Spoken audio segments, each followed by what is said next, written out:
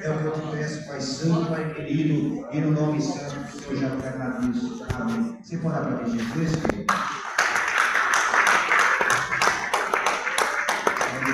Meus irmãos, por favor, abra sua Bíblia. Você que esteve conosco na última quinta-feira, nós estivemos abordando a segunda epístola de Paulo a Timóteo, e propositalmente foi a temática também dos nossos jovens no último final de semana.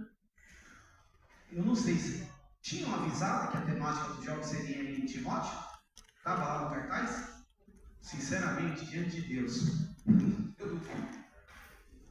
Então, acredito que seja o propósito do Senhor, ainda que nós nesses dias temos meditado bastante coisas a respeito de Timóteo e também no contexto onde ele está inserido, foi as temáticas que nós usamos aí, quando nós falamos da última viagem que fizemos, aquela região ali de Éfeso, e Timóteo foi pastor ali daquela igreja, os primeiros pastores ali de Éfeso, né? E nós iniciamos falando da segunda carta, no capítulo de número 2, e o verso de número 3 ao verso de número 7. Nós claramente não vamos repetir, só vou dar aqui uma prévia, e eu quero concluir com a terceira que ficou. Nós falamos também sobre isso aqui, com uma roupagem para líderes, para obreiros na última reunião também no domingo, à tarde. Então estamos bastante em sintonia com aquilo que a palavra de Deus tem nos despertado nesses dias. Glória a Deus, que bom quando a palavra do Senhor nos desperta, gera em nós curiosidade. Que bom. Tenho certeza que todos os cultos de ensinamentos na casa do Senhor, sempre Deus tem algo novo, e eu tenho certeza que nesta noite Ele também tem algo novo para a minha vida e para a sua vida. 2 Timóteo, capítulo de número 2, o verso 3 ao verso 7, segunda carta de Timóteo, ela tem um diferencial, porque nas Escrituras você vai encontrar as conhecidas cartas pastorais, ou as chamadas cartas pastorais, e essa é uma delas. Das outras duas, é a primeira carta de Timóteo e a outra, a carta de Tito. É uma carta considerada a carta pastoral. Tem todo um contexto. Timóteo sendo um filho na fé de Paulo, alguém que ele tinha um apreço, e quando você lê a primeira carta e a segunda carta, a impressão que tem é que Paulo está preparando Timóteo para o ministério. Paulo está dando bagagem, dando ferramentas, dando estrutura de conhecimento, de espiritualidade, e trazendo também algumas verdades que todo aquele que milita, ou todo aquele que trabalha na obra, ou que tem a esperança em Jesus, tem que saber. E foi a nossa temática da última quinta.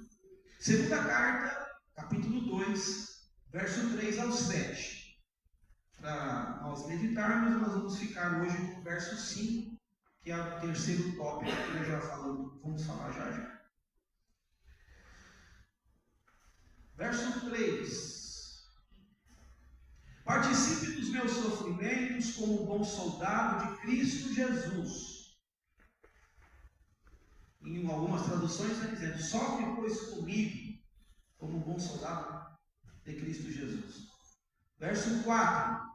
Nenhum soldado em serviço se envolve com os negócios desta vida, porque o seu objetivo é agradar aquele que o recrutou, ou aquele que o alistou, ou aquele que o chamou. Verso 5. Igualmente, o atleta não é coroado se não competir segundo as regras. Repito, porque vai ser a nossa temática de hoje. Igualmente, o atleta não é coroado se não competir segundo as regras. 6. O lavrador que trabalha deve ser o primeiro a participar dos frutos. Ou alguma tradução está dizendo comer dos frutos, dos primeiros frutos. Pense bem no que eu acabo de dizer. Verso 7.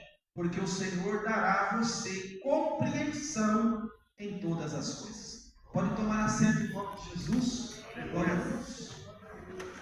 Nós falávamos na última quinta de 3 coisas que nós conseguimos enxergar nesse texto bíblico, nessa preparação ministerial na vida de Timóteo.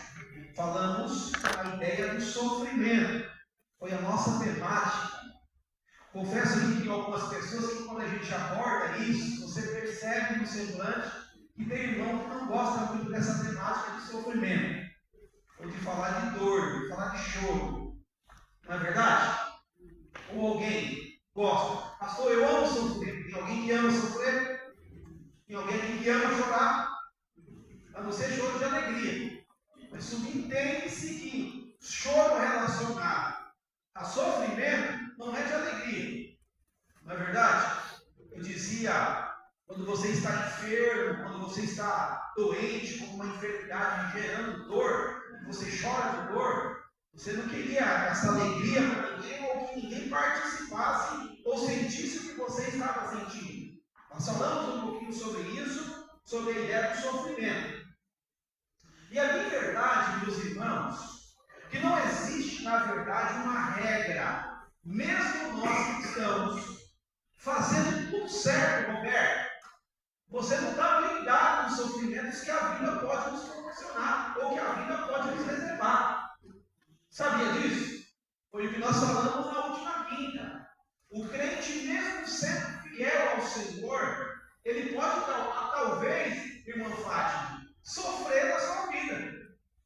Mesmo ele fazendo de tudo, ou fazendo certo, ou procurando viver na retidão do Senhor, isso não blinda de talvez a vida lhe reservar alguns infortúnios. Base bíblica para isso, basta você dar uma olhadinha para a vida do Jó.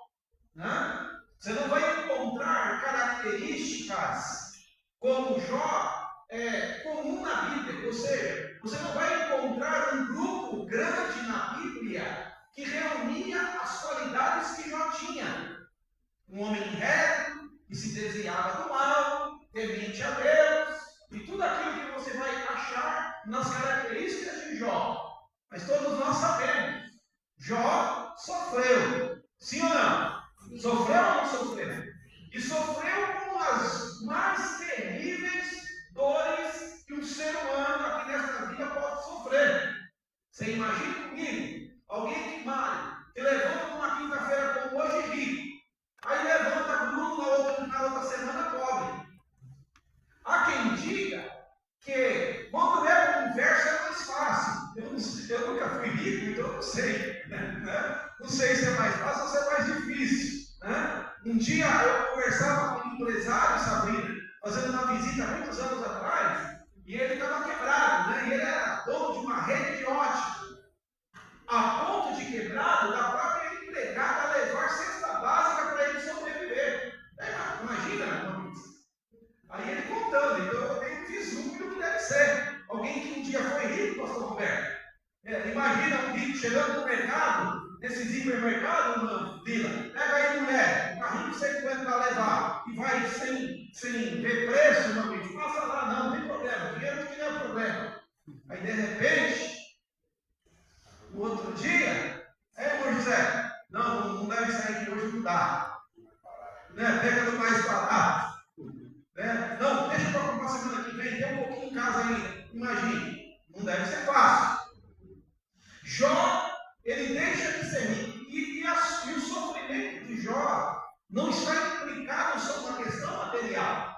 Porque imagina um pai de filhos ver os seus filhos morrerem tragicamente, os seus filhos, que diz a Bíblia, que comumente faziam festa de celebração, os seus filhos que tinha da parte de Jó uma atenção especial, porque quando você vai nas entrelinhas da Bíblia, você vai entender e vai conseguir velar a capacidade que Jó tinha de preocupação no âmbito espiritual. Jó, na verdade, vivia não somente como pai, mas como um sacerdote da sua casa, a ponto que a Bíblia diz fazia sacrifício a Deus de acordo com o número dos filhos que tinha. Já pensou? O homem tinha, de certa forma, uma capacidade material, espiritual. O homem tinha um nível espiritual elevado. Mas a Bíblia diz que ele perde os seus filhos. Mas o sofrimento de Jó, ele vive o sofrimento não somente no âmbito material e emocional. Ele vive o sofrimento na pele. Porque a Bíblia diz que ele é acometido de uma enfermidade. E quando você vai ver na Bíblia, à luz da Bíblia, Jó não tinha feito nada, Jó não tinha plantado nada por aquele sofrimento. Deus permitiu. Deus fez com que, ou permitiu que o inimigo tocasse. E a palavra do Senhor diz que Jó passa a ser um exemplo de sofrimento, mostrando para nós, queridos, que mesmo nós fazendo a nossa parte, eu chamo assim, fazendo a lição de casa não te blinda. Paulo está preparando Timóteo para isso, para o ministério. Paulo está preparando Timóteo para que, se for pego na vida por esses reveses, isso não fazer o esmorecer.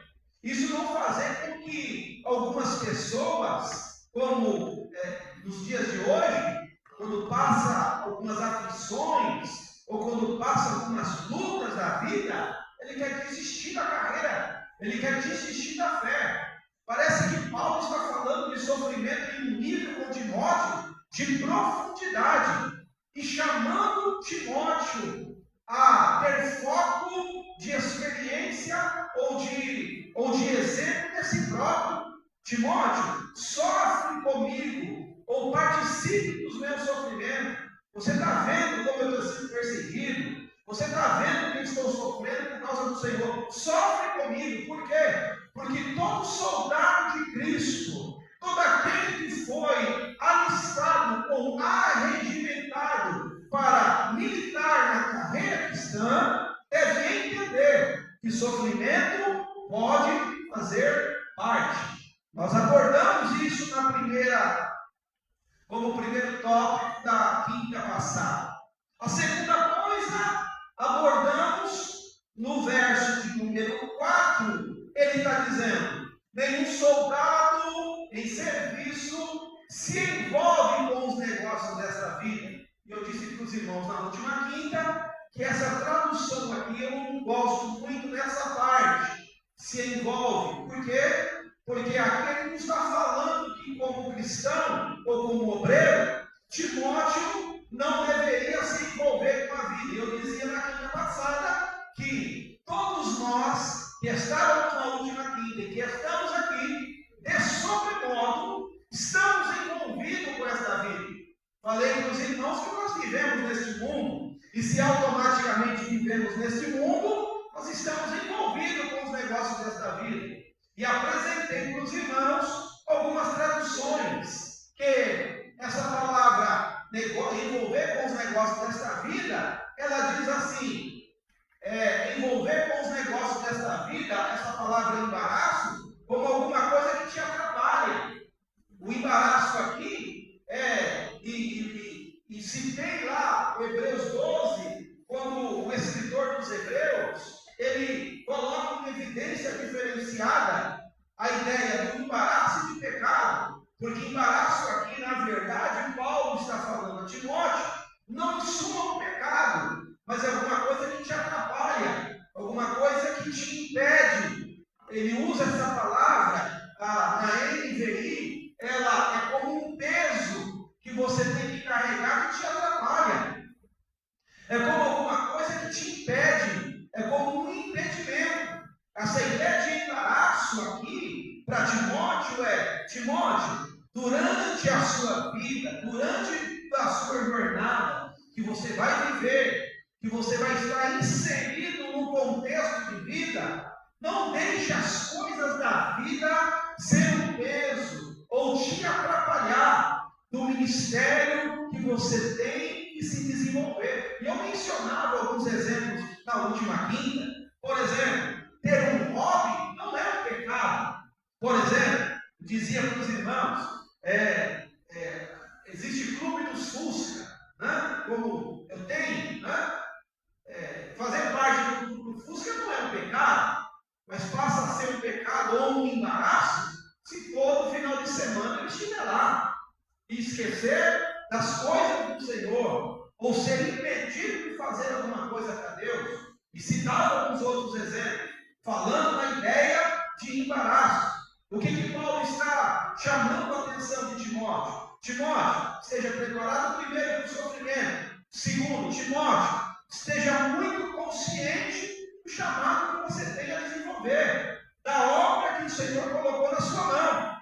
Não deixe os embaraços. E a ideia do embaraço aqui, no dicionário, é impedimento, obstáculo, estorvo, perturbação, atrapalhação. Não deixe as coisas que estão te cercando nesta vida que te embaraçam.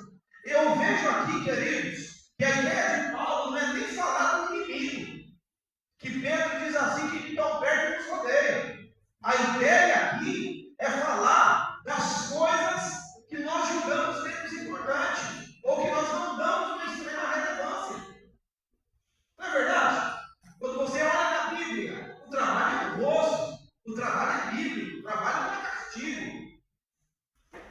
Como alguém talvez quer colocar o rótulo de trabalho como se fosse um castigo. Não. Quando Deus cria o primeiro casal já tinha um trabalho a desenvolver. É claro que esse trabalho a se desenvolver no Éden não está inserido no contexto de suor do rosto. Suor do rosto, trabalho com suor do rosto, aí sim, passa a ser uma sentença de castigo à luz da Bíblia. Mas, Timóteo está sendo alertado por Deus para as coisas desta vida não se tornar na vida dele um embaraço. Então, como eu dizia, para algumas pessoas, o trabalho que é honroso pode ser um embaraço. Ou não? Sim ou não?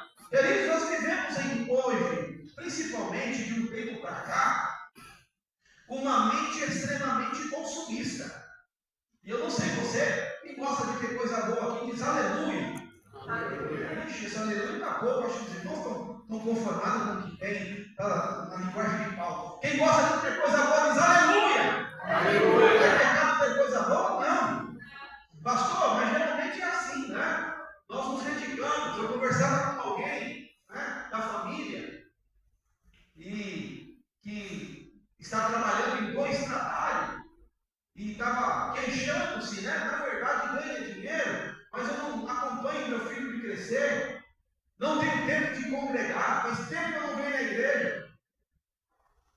Aí eu pergunto para você, vale a pena você ganhar dinheiro e não ter um tempo na família, não ver o filho crescer e não deixar de congregar? Eu não sei você, irmão, porque existem pessoas que isso parece que é normal.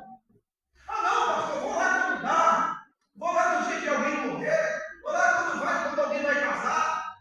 Não é assim? É bem verdade, queridos, nós bem sabemos. Claro, Deus não está simplesmente ou somente na igreja. Deus está na minha casa, no meu ambiente de trabalho, onde eu estou. Mas é muito importante. A ideia de igreja é o tempo que você tira em particular. Não, eu vou congregar. Eu vou lá adorar o Senhor, só adorar o Senhor. E é diferente quando é em casa, ainda que Deus esteja lá, ainda que Deus está conosco em todos os momentos. Mas deixa eu dizer a você, você está de repente no ambiente de trabalho, ali, focado no seu trabalho, né? E é diferente quando você tira aquele momento para servir o Senhor. Aleluia. Então, às vezes, o embaraço pode ser o trabalho pode ser um embaraço. Então, o que Paulo está falando para Timóteo, tudo aquilo que te impede, tudo aquilo que é um obstáculo, tudo aquilo que é um estorvo, tudo aquilo que é uma perturbação, tudo aquilo que é uma atrapalhação, tome cuidado. Tome cuidado. Priorize as coisas de Deus. Priorize as coisas do reino dos céus. Priorize as coisas do Senhor. Cuidado com os embaraços. Aleluia. Os embaraços aqui, queridos, nós sempre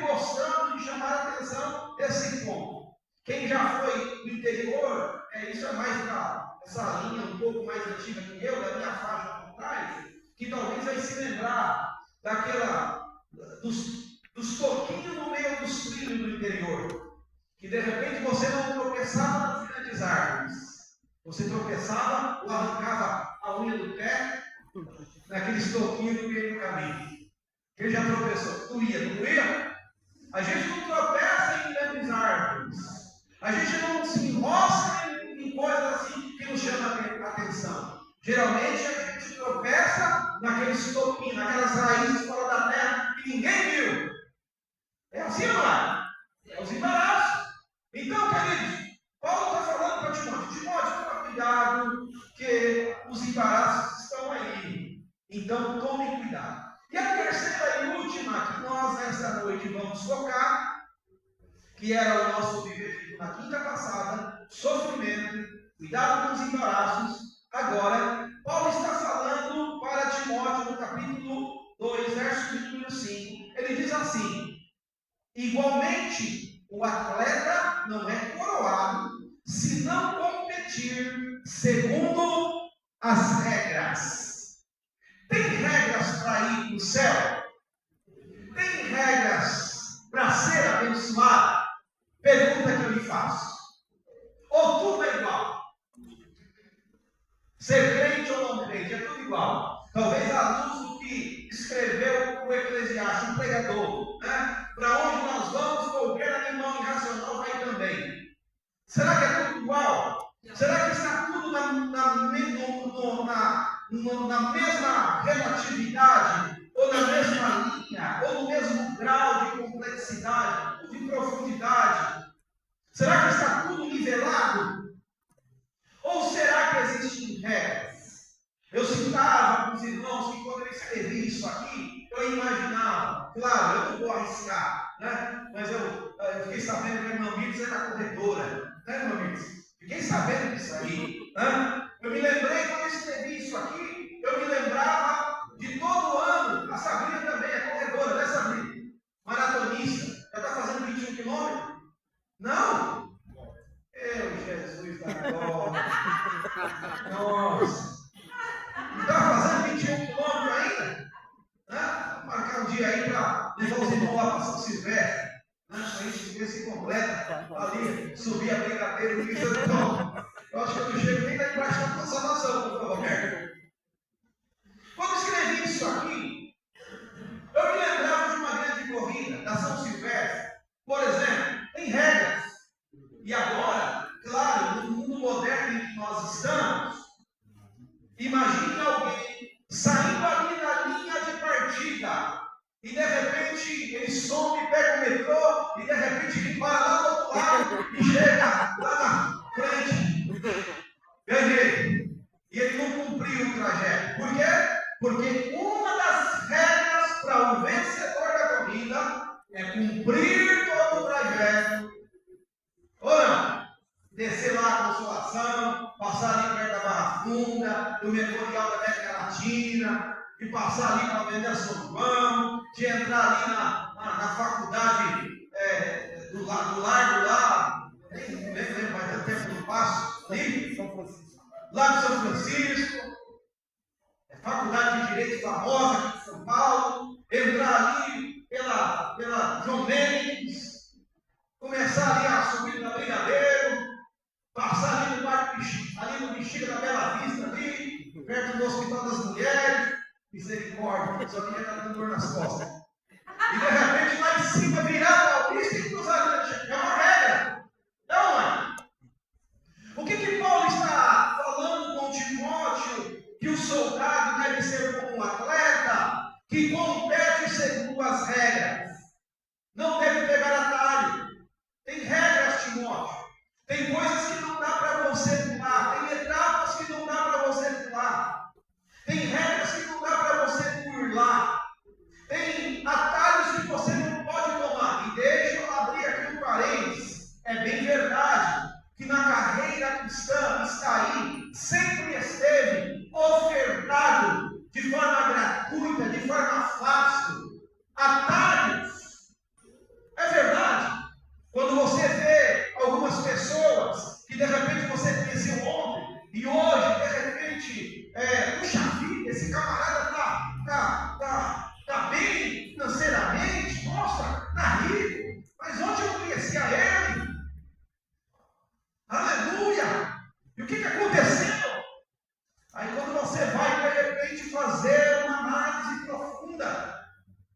julgando ninguém, claramente não somos. A Bíblia não dá margem para ser juiz de ninguém. Mas às vezes, ele pulou a regra, ele fez alguma coisa que não está normal, ele fez alguma coisa que ele não compete segundo as regras, ele pulou as regras, e se ele pulou as regras, ele não vai receber, não vai ser coroado, não vai cruzar com glória ou com honra a linha de chegada. É aquela pessoa que durante a sua caminhada, ele defraudou, ou ele se corrompeu, ou ele se vendeu, ou ele fez alguma coisa que a palavra foi contrariada. E à primeira vista, irmãos, nós não somos como o conceito e a ideia judaica, dizendo assim, está prosperando, tem a bênção de Deus, deixou de prosperar, Deus também se afastou. Era o que falaram para Jó, porque era o conceito que eles entendiam. Quando você analisa o reinado de Acabe, foi um reinado, de certa forma, próspero. Foi um reinado de tragédia espiritual. Foi um reinado de desvio espiritual, de desvio moral, de desvio de relacionamento com o Senhor. Mas a nível de prosperidade do reino, foi um reinado próspero. Então, a ideia, eu estou sendo abençoado, a coisa está dando certo na minha vida, Deus está comigo. Tanto não se assustem com o que eu vou dizer.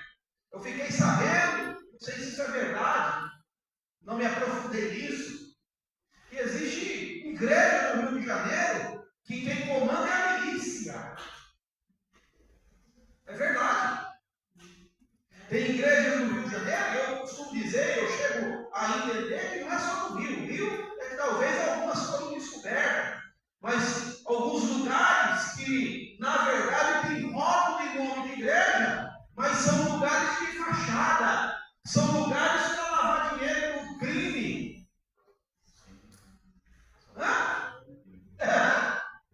Está vendo? Aí. São lugares que, na verdade, tem um rótulo de igreja. Mas, irmãos, lá no meio deles, eles chamam um outro de irmão. Ou não é? Não é assim? Eles chamam um outro de irmão. Por que a gente às vezes se assusta? Então, quando você olha isso, queridos, quando você olha algumas pessoas que de repente pularam os degraus da vida, algumas pessoas que de repente enriqueceram, e essa riqueza não tem muito alicerce, né? Outro dia um camarada me encontrou e disse assim: Marcos, eu arrumei um jeitinho aí para você facilitar a sua vida, traz lá as contas da empresa, que eu tenho aqui os cartão, e aí eu pago as suas contas, e você só paga metade. Hein, Marcos? Que maravilha, hein? Comprava 1 milhão, só pagava 200 mil. Glória, agora vamos para frente. Deus está comigo. A prova acabou. Agora é só vitória. Aleluia. E aí, irmão? Mas Paulo está falando para Timóteo que o obreiro aqui, que tem a ideia, que deve ter a estrutura de sofrer, que o obreiro que não deve se envolver com os negócios desta vida, o seu ministério tem que ser também como atleta, que deve competir segundo as regras. Porque se não competir segundo as regras, não vai ser coroado, não vai receber o prêmio. E qual o prêmio que nós estamos aguardando e anelando? Não é a nossa salvação? Ou não? Ou será que você está na igreja buscando, pastor, eu estou aqui porque eu estou querendo que Deus abra uma porta, eu estou orando lá, saiu um carro novo que eu estou orando, e quando eu pegar esse carro, pastor, eu estou almejando uma casa, eu estou almejando. Irmão, o maior prêmio que nós estamos aguardando é a nossa salvação, é a coroa de vitória. Só que se nós não competir segundo as regras, só se nós pegarmos os atalhos, se nós darmos ouvido aos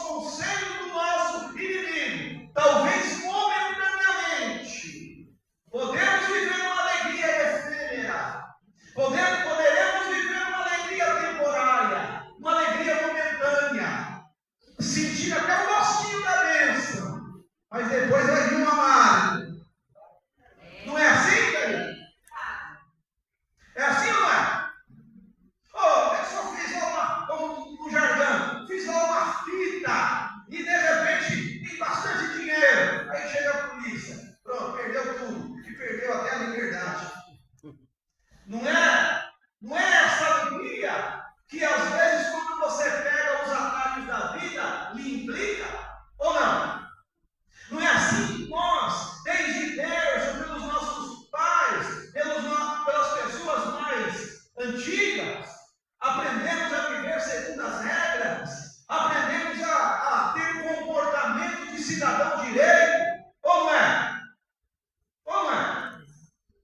Nós nunca aprendemos os nossos pais, mesmo com as suas limitações culturais, ensinamentos que visavam prejudicar alguém, visavam pegar alguma coisa de alguém. Pelo contrário, mesmo às vezes vivendo uma vida simples, uma vida humilde, sempre nós fomos aconselhados a ter uma conduta ilibada, a ter uma conduta reta, a viver como um cidadão de bem. E quando eu pensava sobre isso, para um servo de Deus não é diferente, porque existem regras. O cristão que quer receber a coroa, a Bíblia nos manda procurar viver segundo a palavra. Aleluia. Amém, meus irmãos? Nós temos um manual, nós temos algumas regras. Aí você vai me dizer, pastor, nós estamos na graça, e essa coisa de regra parece que tem algumas singularidades ou semelhanças com lei. Não, a palavra é a nossa carta magna, a palavra é a nossa bússola, a palavra é o nosso alicerce, é o nosso esteio, a palavra é o nosso norte, aleluia, a palavra é aquela que nos guia, que nos orienta, é aquela que ilumina, como disse o salmista, no Salmo 119, 105, lâmpada para os meus pés e luz para o meu caminho é a tua palavra. Glória. A palavra é luz, a palavra não nos deixa a viver uma vida obscurecida, a ter uma mente entenebrecida pelas trevas que estão aí fora. A palavra limpa, a palavra liberta, a palavra tira-nos da ignorância, a palavra nos leva a viver e a entender qual é a perfeita, boa e agradável vontade de Deus para nós. Glória a Deus. É a palavra. Aleluia. E quando pensava sobre isso, queridos, as regras que Paulo está dizendo, isso abriu alguns entendimentos. Por gentileza, abra sua Bíblia, Deuteronômio capítulo 5, vamos com a Bíblia aqui. Deuteronômio capítulo 5, verso de número 29. O irmão com uma voz bem audível para podermos aqui compreender o que Moisés quis transmitir à nação de Israel. Vamos lá? Deuteronômio. O nome Deuteronômio, segundo a lei, repetição das leis. Vamos lá. Quem dera que eles tivessem a tal. Quem dera e eles tivessem tal coração que me temessem e guardassem todos os meus mandamentos, todos os dias, para que bem lhes fosse a eles e a seus filhos para sempre. Olha a minha tradução. Quem dera que eles tivessem tal coração e sempre me temessem e guardassem todos os meus mandamentos. Assim, tudo iria bem para eles e para os filhos deles para sempre. O que Deus está chamando a atenção de Israel? Que o nosso coração não pode ser um coração dúbio. Não pode ser um coração que facilmente se corrompe. Se nós guardarmos a palavra, se nós obedecermos a palavra, se nós dermos crédito à palavra, se nós enxergarmos a palavra dentro de nós, aleluia, a Bíblia diz, olha o verso 29, se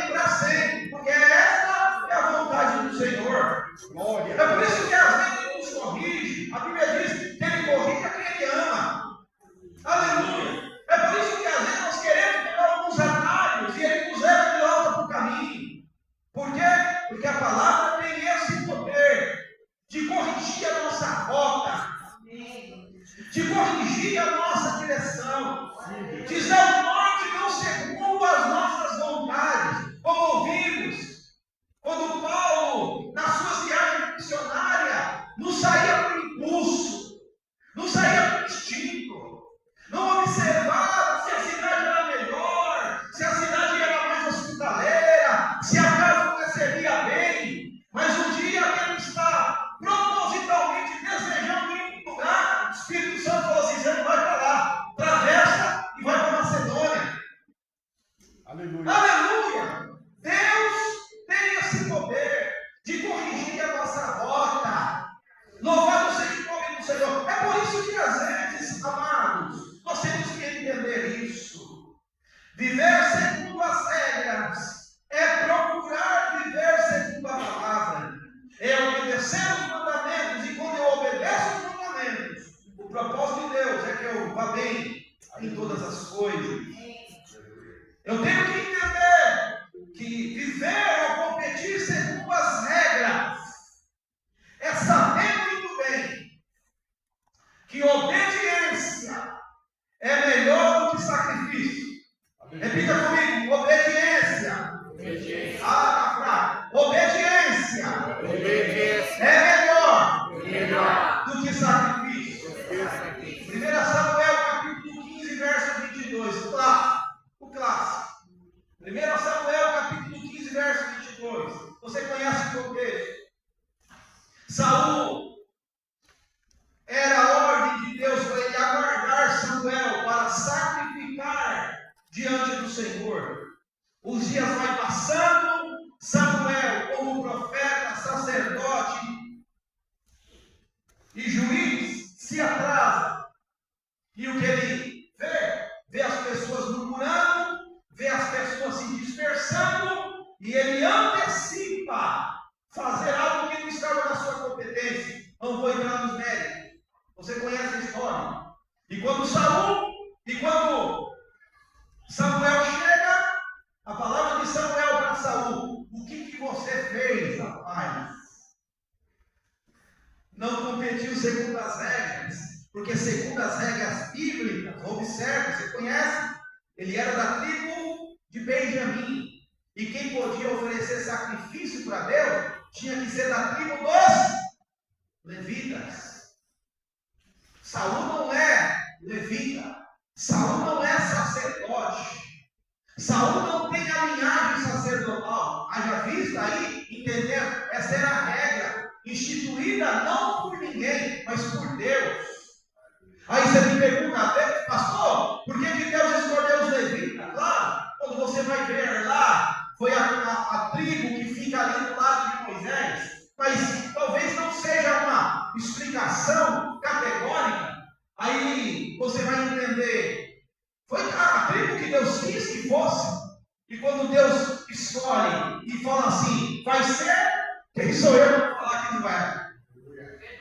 E não foi a tribo de Benjamim como era de Saul. Ele fez algo que não estava na regra. E quem faz algo que não está na regra não recebe o prêmio. Pelo contrário, foi a palavra de Samuel para Saul: Deus deveria confirmar o teu reino, mas que depois disso aí já era. É isso aí mesmo. Verdade. Como diz o Jaelvis. Jaelvis. É verdade. Por quê? Porque está na Bíblia. Foi o que Samuel disse para Saul. Quem achou aí 1 Samuel 15, 22? Porém Samuel disse: tem porventura o Senhor tanto prazer em holocaustos e sacrifícios, como em que se obedeça a palavra do Senhor? Eis que obedecer é melhor do que o sacrificar, e o atender melhor é do que a gordura de carneiros. Amém, meus irmãos? Alguns dias nós estávamos em algumas reflexões, juntamente com alguns obreiros. Tem algumas pessoas que às vezes têm essa ideia do sacrifício. Vive uma vida sacrificial diante do Senhor. Não falta de culto. Serve a Deus, adora o Senhor. mas alguns preceitos esquecem de algumas coisas, de algumas regras, de algumas imposições da palavra para ele ser bem sucedido. São aquelas pessoas religiosas, são aquelas pessoas legalistas, são aquelas pessoas que de repente faz culto, só que no quesito obediência é uma lástima. Eu já escutei isso aí, irmãos, eu já escutei. Eu obedeço a Deus, não obedeço a homem nenhum. Já escutou, pastor Roberto? Isso aí, no outro ministério? Aqueles irmãos assim da vida espiritual, eu obedeço a Deus, velho. Não obedeço a homem nenhum. A minha satisfação é com Deus. Eu fico assustado com isso. Eu falo assim, Jesus, tem misericórdia dele. É verdade, irmão. Eu tenho dó. Eu penso comigo, meu amigo, depois de alguns anos, os pobrezinhos vai sofrer tanto na vida. É verdade. Por quê? Porque é alguém que ainda não entendeu essa ideia de obedecer, de obediência, da ideia da submissão, da ideia que Jesus quis imprimir a marca aos seus discípulos. Quando chega lá em João capítulo 13, ele pega lá, veste-se de servo e começa a lavar pé por pé. E a ideia, Jesus quer se aparecer? Não, ele quer imprimir uma marca nos seus discípulos. Assim como eu fiz, vocês têm que fazer uns com os outros. Glória, glória. É regra. Alguém chega para Jesus, Senhor, quando o Senhor estiver no teu reino, permita que o meu filho seja da direita ou da esquerda. Aí Jesus pega na plateia uma criança, um menor, diz assim, ó, quem não for como essa criança, quem quer ser o maior, seja aqui como essa criança. Aleluia. O menor aqui na terra será o maior, e o maior vai ser menor. Não é assim? Às vezes nós temos que entender, meus irmãos, que a ideia da obediência é melhor do que sacrificar. Aquelas pessoas que têm algumas coisas que de repente sacrifica, mas não obedece. E de repente não tem resultado. Por quê? Porque é regra, é o que Deus orientou Samuel a falar com Saul. A obediência é melhor do que o sacrifício. Amém? Quando eu obedeço às regras impostas pela palavra, quando eu obedeço às regras que Deus me possibilita entendê-las e colocar em prática na minha vida, é melhor eu obedecer. Eu vou ter mais resultado do que só sacrificar. Sacrifico. Glória. Se fosse assim, irmão, a ideia do sacrifício foi o que o salmista disse assim: sacrifício, Senhor, o Senhor não queria. Se o Senhor quisesse, eu não faria. Estava disposto a sacrificar, como no Antigo Testamento, 1000 touros. Você vai ver lá o sacrifício de Salomão, você fica assustado. Quantos animais morreram? Mas esse tipo de sacrifício, Deus se cansou. Na verdade, passa a ser, de certa forma, um sacrifício de ordem espiritual quando nós obedecemos. Às vezes, irmão, a obediência, ela vai além da minha força, da minha carne, da minha vontade. Às vezes eu não quero obedecer, mas eu tenho que obedecer. Glória, glória. Hã? Aleluia. Eu faço, às vezes, contra a minha vontade. Eu não queria fazer. Mas a palavra diz que eu tenho que fazer, então eu vou fazer sim. Por quê? Porque isso vai trazer resultado na minha vida e eu vou ser coroado por aquilo que eu vou fazer. Glória a Jesus. Amém, meus irmãos? Dá para ouvir glória a Deus aí ou não? Glória a Deus. Nós temos um padrão diferente. Competir segundo as regras é um padrão diferente do que está aí fora. Por favor, abra primeira epístola de Pedro, capítulo 1, verso 14.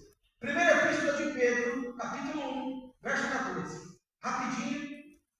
Eu tenho acho que uns 50 versículos aqui ainda. Misericórdia, eu tenho que terminar hoje. Primeira epístola de Pedro, capítulo 1, verso 14. Por favor.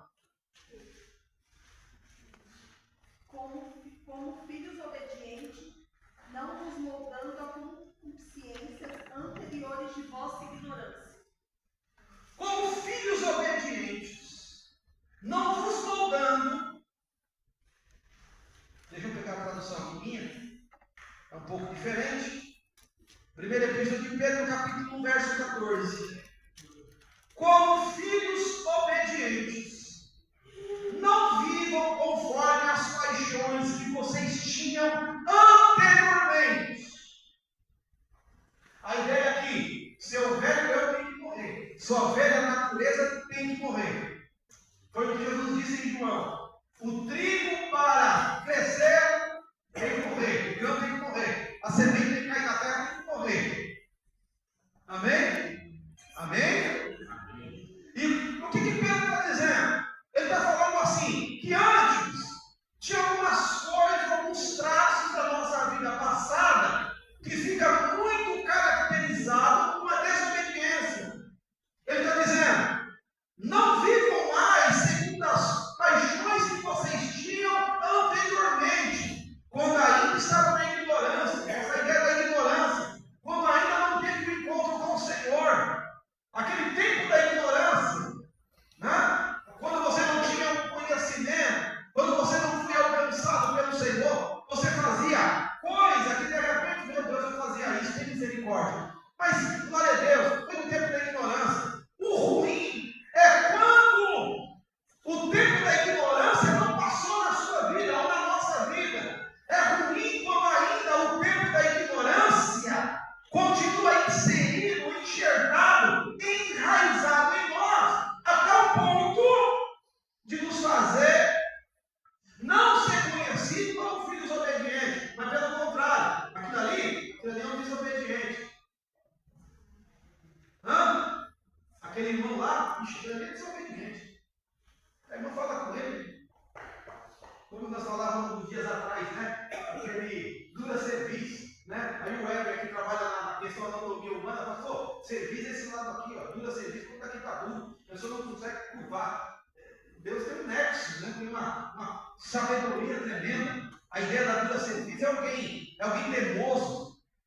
Eu não sei, já andaram de mula, já andaram de burro quando empaca? Já andaram? Tem alguém aqui que já andou de burro, que empacou no meio do caminho? Será que sou eu?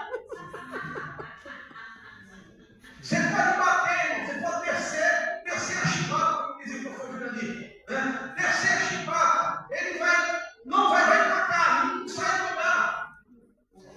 É isso que a ideia do serviço lá, alguém teimoso, que Deus fala 1, 2, 3, 4, mas ele empacou. Não tem algumas pessoas que às vezes se encontram por aí dentro da cara? Misericórdia. Jesus, tem misericórdia. Né? É a ideia da desobediência. É a ideia do que Pedro está dizendo. E isso não deve ser o nosso padrão. Aquele que milita, aquele que está, aleluia, militando ou competindo segundo as regras, é alguém que obedece. É alguém que sabe que obedecer é melhor do que sacrificar. E mais, é aquele que não tem ainda, ou que tem a certeza que aquele padrão antigo da ignorância não deve fazer parte do contexto da sua vida. Quem tem que nortear a sua vida agora é a vontade do Senhor. Quem tem que nortear a sua vida agora é a vontade do Espírito. Não é isso que Paulo falou aos Romanos? Se vocês nasceram de novo, é o Espírito que guia. O nascido de Deus é o Espírito que guia, que direciona, Aleluia. que dá a direção, Aleluia. que vai contra as nossas vontades. Não é isso que Paulo fala? Glória, glória. Então o padrão antigo não serve mais para nós. Por quê? Porque se eu estou competindo segundo as regras, se o meu alvo é receber uma coroa, se o meu alvo é receber a salvação, aleluia, o padrão antigo de filho, a ignorância não é mais o meu, mas agora sou filho obediente. Bata no peito assim, ó, eu devo ser filho obediente. E filho obediente, irmão, o Pai se agrada. Quem sabe Deus está olhando para filhos obedientes aqui nesta noite, como disse para o nosso Jesus: esse aí é meu filho, a quem eu me comprazo, a quem tenho alegria, a quem tenho prazer de chamar filho, porque esse aí me obedece. Glória, glória. Glória a Jesus. Aleluia. Ô Senhor, de misericórdia de nós. É Glória. verdade, meus irmãos. É a característica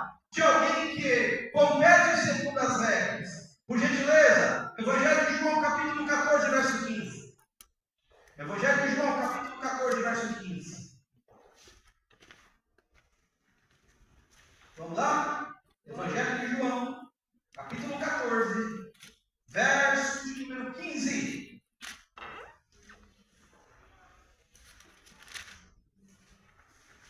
Tem aí? Meu Deus! Se vós me amais, guardai os meus mandamentos.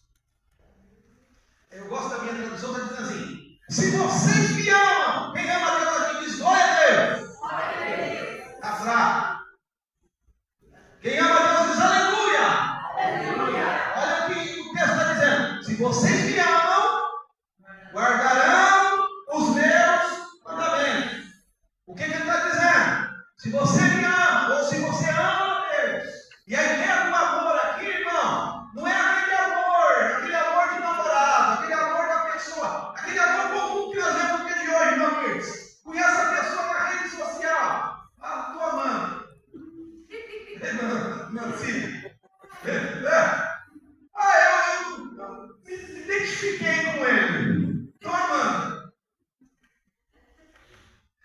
Há quem diga, expert nesse sentimento, que amor na verdade não é um sentimento, amor é decisão.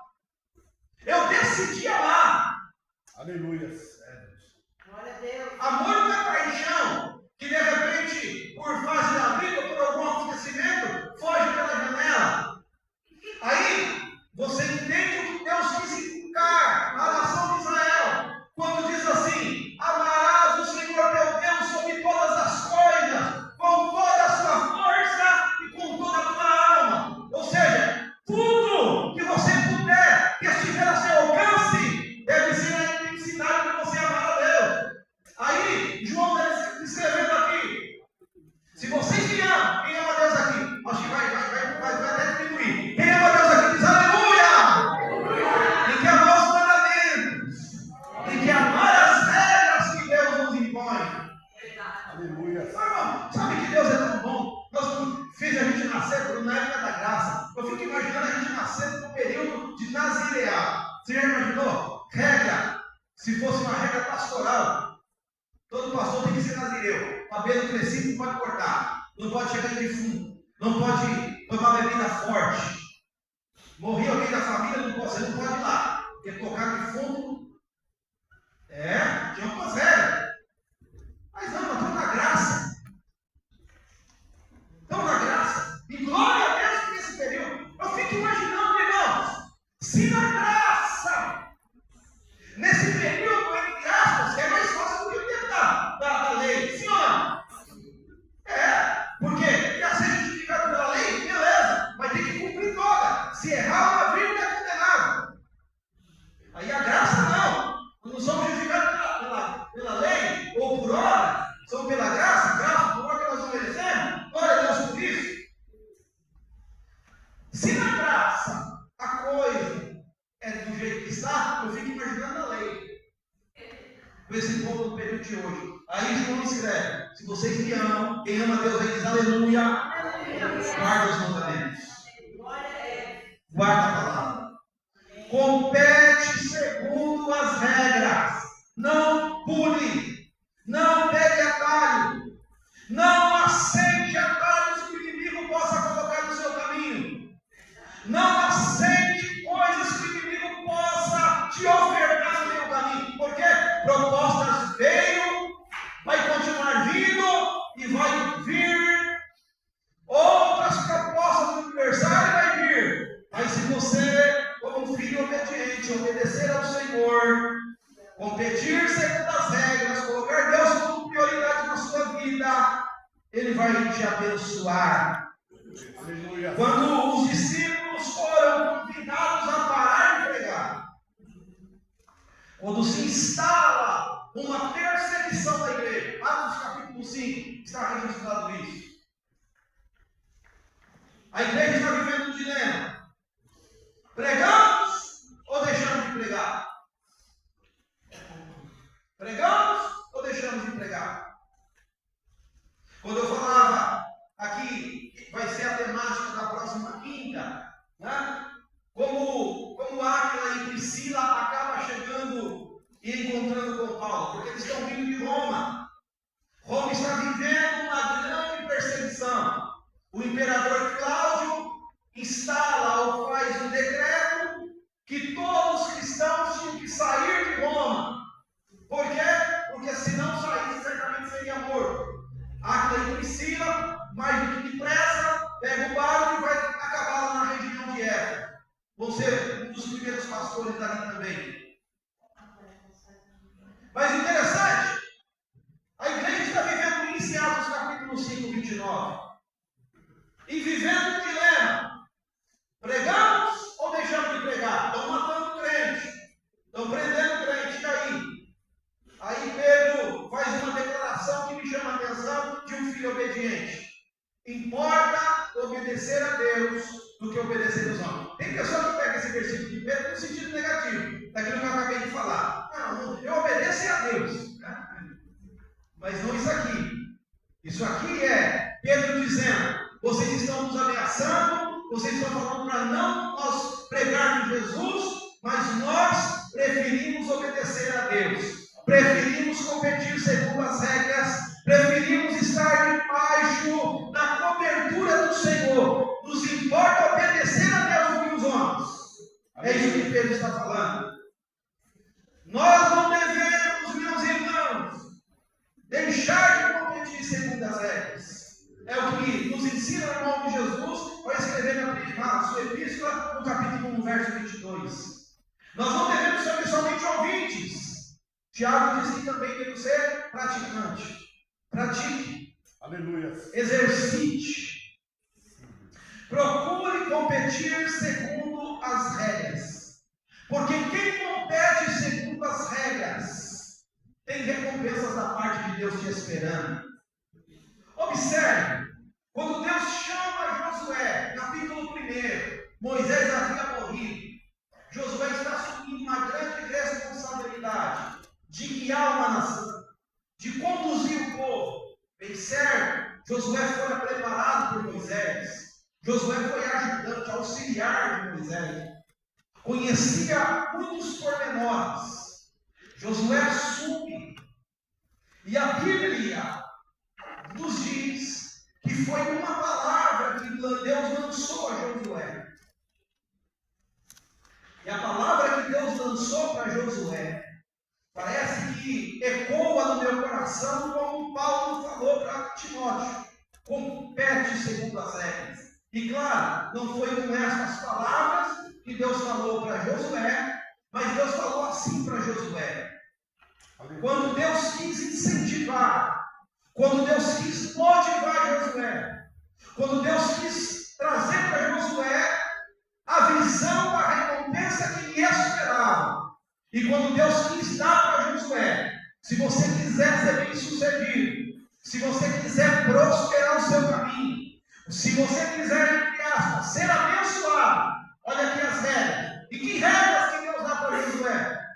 Não cesse de falar do livro desta lei. Pelo contrário, medita nele de dia e de noite, para que você tenha o cuidado de fazer segundo tudo o que nele está escrito. Então você prosperará e será bem sucedido.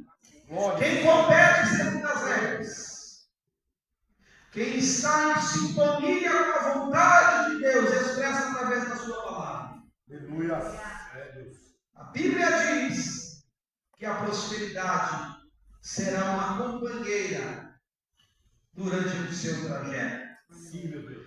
Quem vive a palavra, quem medita nela de dia e de noite, quem tem cuidado de fazer segundo o que está escrito, vai ser bem sucedido.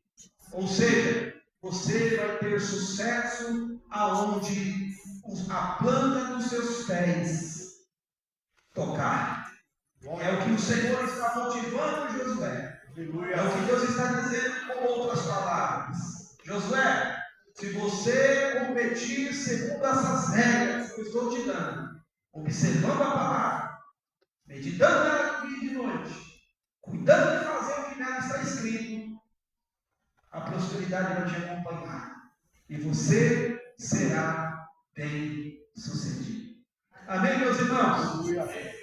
Que Deus possa nos abençoar, nos esforçar cada dia, para que nós possamos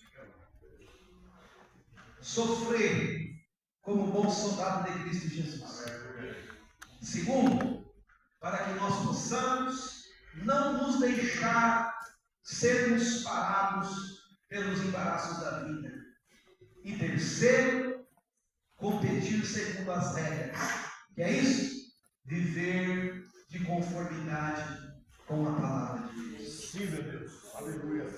A palavra de Deus diz que céus e terra podem passar, mas essa palavra não passa, não murcha, não tem sombra de variedade. Amém, meus irmãos? E eu creio nisso. Isso que eu estou falando, eu acredito nisso. Glória a Que a Deus. palavra não tem sombra de variedade. Glória a Deus. Porque não é uma palavra humana. Ainda que tentam diminuir a palavra de Deus. Ainda que algumas pessoas usadas pelo adversário para tirar o crédito da palavra, queiram dizer que isso aqui está ultrapassado. Queiram trazer outro entendimento daquilo que está escrito. Como me informaram essa semana, né? Quero até arrancar os versículos, né, Bruno? Dela, para tirar o entendimento que ela quer trazer. Mas eu acredito piamente que ela é a palavra de Deus. Glória a Deus. Amém? Que ela é uma palavra de vida e através dela e praticando ela, que nós vamos receber o prêmio que está guardado. Que nós vamos receber a recompensa que Jesus reservou para todos nós. Posso ouvir um amém? Amém. E vamos chegar lá para a glória do seu nome. Amém, meus irmãos? Deus abençoe a sua vida no nome de Jesus. Glória a Deus. Se esforce.